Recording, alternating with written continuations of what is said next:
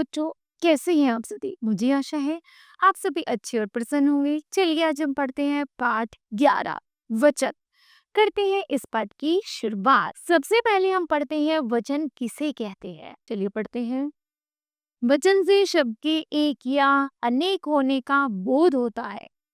वचन या तो एक वचन होते हैं या बहुवचन होते हैं। नीचे दिए गए चित्रों को देखिए और उनके नीचे दिए गए शब्दों को ध्यान से पढ़िए। जैसे तितली है, एक तितली, तितलियां हैं, अनेक तितलियां। उसी तरह चिड़िया, एक चिड़िया है और चिड़िया का अर्थ होता है अनेक चिड़िया, मीन एक से ज्यादा चिड़िया। बाईं ओर दिए गए चित्रों और शब्दों से तितली और चिड़िया से उनके एक होने का बोध होता है और दाईं ओर दिए गए चित्रों और शब्दों से तितलियां और चिड़िया से उनके अधिक संख्या में होने का बोध होता है। इस प्रकार शब्द के प्रयोग से ही यह बात स्पष्ट हो रही है कि वस्तुओं की संख्या एक है या एक से अधिक। आगे है वचन के भेद। वचन के दो भेद होते हैं, एक वचन और बहुवचन। एक वचन है संज्ञा शब्द के इस रूप से एक व्यक्ति, प्राणी, वस्तु आदि का बोध होता है, जैसे कुत्ता, लड़की, बट्टा, पुस्तकें आदि, क्योंकि ये सब क्या है, संख्या में एक है। आगे है बहुवचन शब्द के इस रूप से संज्ञा या सर्वनाम के एक से अधिक होने का बोध होता है, जैसे कुत्ते अर्थात एक से अधिक कुत्ते, लड़कियां एक से ज्यादा, बत्तखें एक से ज्यादा बत्तखें और पुस्तकें एक से ज्यादा पुस्तकें। याद रखें, जब एक वचन शब्दों को बहुवचन में बदलते हैं तो उनका रूप प्राय बदल जाता है।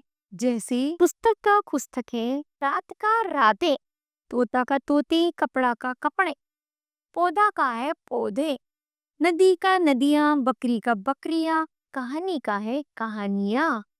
उसी तरह है किताब का किताबें, बच्चों का बच्चे, बेटे का बेटे, मेला का मेले, लड़का का लड़के, गाय का गाय, चाबी का चाबियां, बिल्ली का बिल्लियां। फिर है मेज का मेजे, आँख का आंखें, कमरा का कमरे, पत्ता का है पत्ते, घोड़ा का घोड़े, रोटी का रोटियां, सब्जी का सब्जियां और मछली का है मछलियां।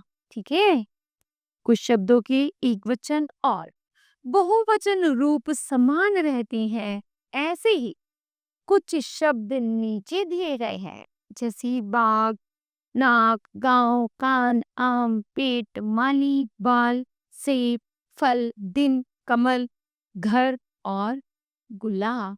ठीक है, आगे है कुछ और शब्द जैसे भाई, शंख, सिर, शेर, कबूतर, बैल, मोर, खरगोश, हाथी, पिता, पेड़, कप और नर।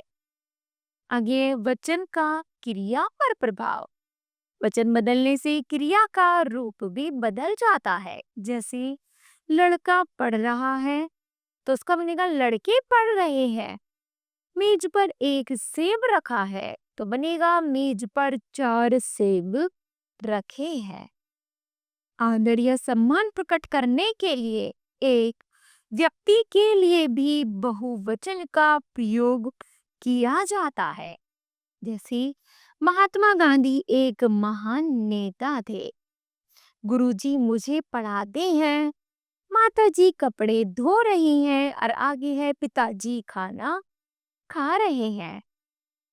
तो बताइए आपने इस पाठ से क्या जाना? हमने जाना शब्द के जिस रूप से उसकी संख्या का बोध होता है उसे वचन कहते हैं। वचन की दो भेद होते हैं, एक वचन और बहुवचन।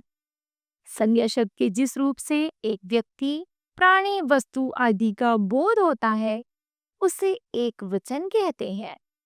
संज्ञा शब्द के जिस रूप से एक से अधिक व्यक्ति, प्राणी, वस्तु आदि का बोध होता है उसे बहुवचन कहते हैं। सजीव वस्तुओं की तरह निर्जीव वस्तु भी पुल्लिंग और स्त्रीलिंग होती है। ठीक है, इस तरह बच्चों यह पाठ समाप्त होता है। मुझे आशा है कि आप सभी को भी यह पाठ अवश्य समझ आया होगा। धन्यवाद।